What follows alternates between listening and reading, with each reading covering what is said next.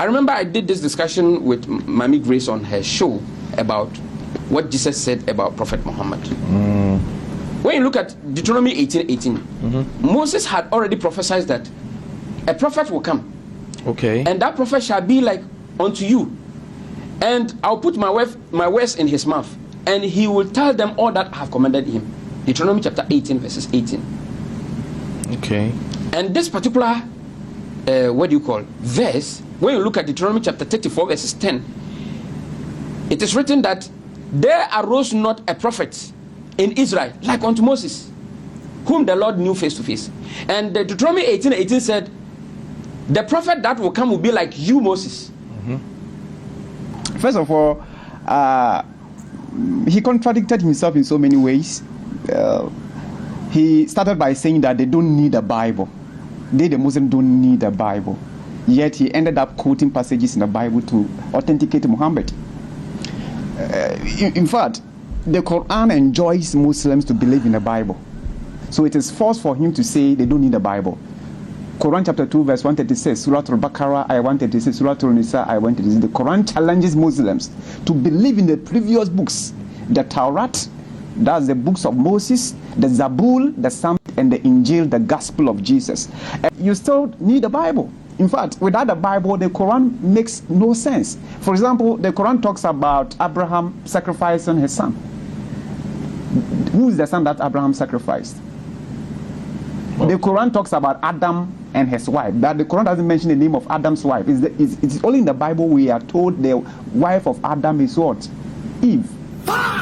It is only in the Bible we are told that son that Abraham had wanted to sacrifice was Isaac. Is that okay? So the Quran tells them to believe in the Bible. Yeah, they will say the Bible is false, the Bible is not authentic, but where it satisfies them, they will quote it. Like the way he quoted Deuteronomy 18:18, saying that is about what? Is about Muhammad.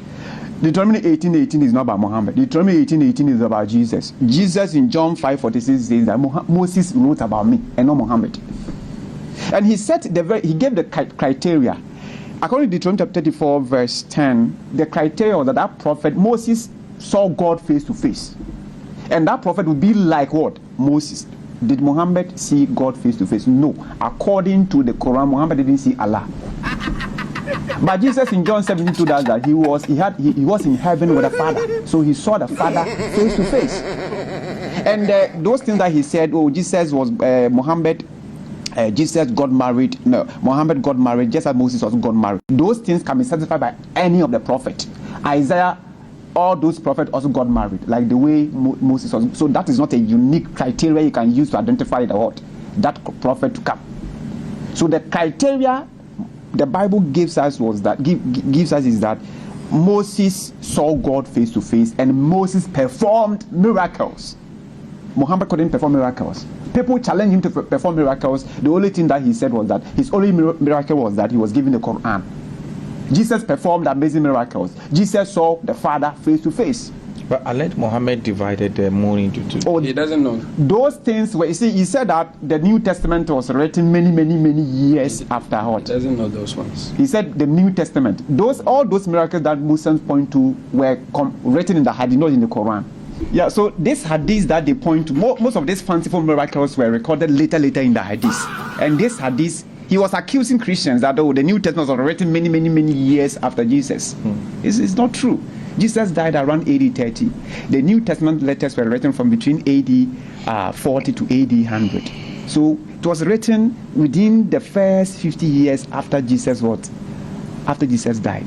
And they were written by eyewitnesses, people that saw Jesus. People who were there. Yeah, for example, John 1. Go to John 1. If you read John 1, 1 John chapter 1. 1 John 1. This is what John the Apostle says about what they wrote. Whether they just heard it from hearsay or something. They were eyewitnesses. The New Testament is an eyewitness account of what Jesus did.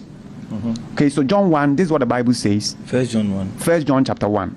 Verse 1. That which was from the beginning, which we have heard, which we have seen with our eyes, which we have looked upon, and our hands have handled concerning the word of life.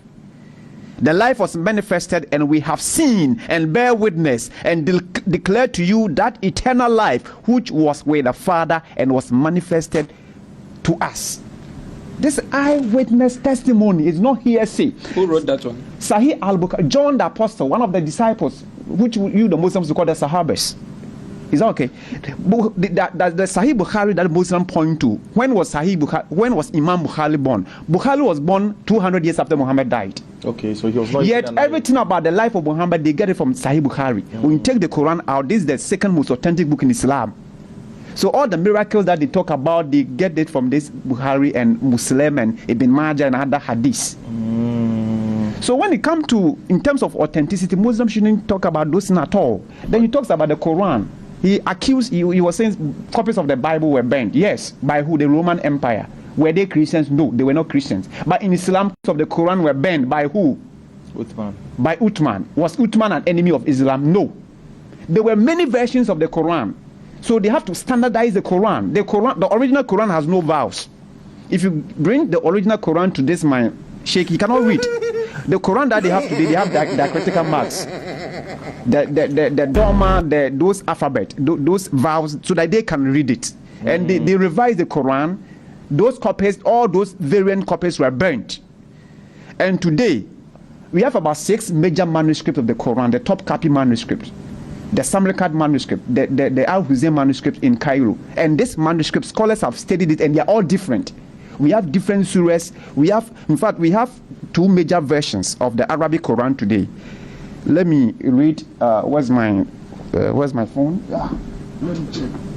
We have 2 major. We have about 26 different Arabic versions of the Quran in the world today.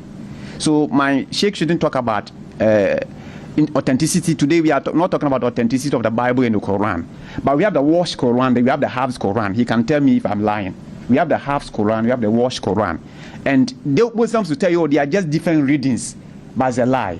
There are actually differences in this Quran. In fact, when you look at the halves Quran, Surah Al-Anbiya, Surah Al-Anbiya, Ayah, that's chapter 21 verse 4. This is what the halves. The color means he said. But when you go to the washed Quran, the washed Quran say kul. Kul say. So is it which is which? Which one is from Allah? Is it kala or kul? When you go to Surah Al-Baqarah, ayah 140, according to the Hafs Quran say takuluna. Takuluna means you say.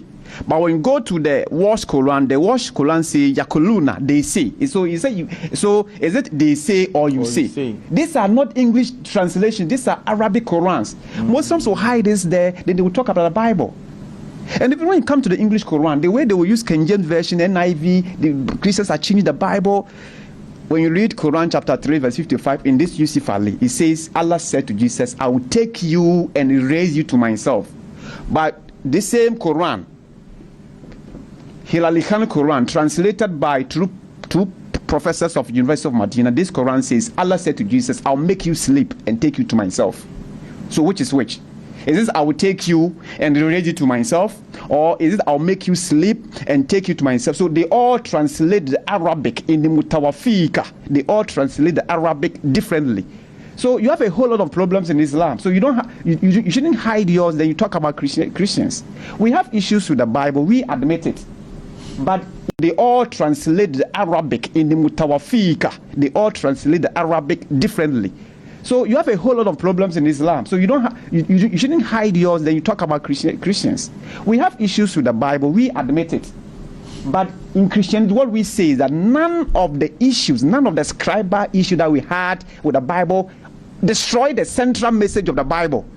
The Bible has been copied over centuries. So we had what we call scribal error. That's why when you read the new versions, in the footnote, they will say some manuscripts do not have this, some Asian manuscripts have this, some don't have. But none of those mistakes that crept in as a result of years of copying, destroy the central message of the Bible.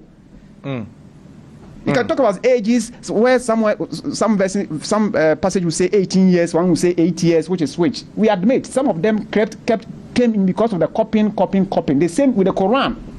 That's why their manuscripts today are all different. But just that they don't want to talk about it. In Islam, in an Islamic country, you talk about the Quran, you'll be beheaded. Unlike the Christian world where you can even talk about the Bible, no one would say anything to you. Like the way Abraham will come and say so many things about the Bible. Ghana is a Christian majority country. Abraham cannot go to Sokoto in Nigeria and sit on a platform like yours and speak the way he speaks about Bible and and just have it easy.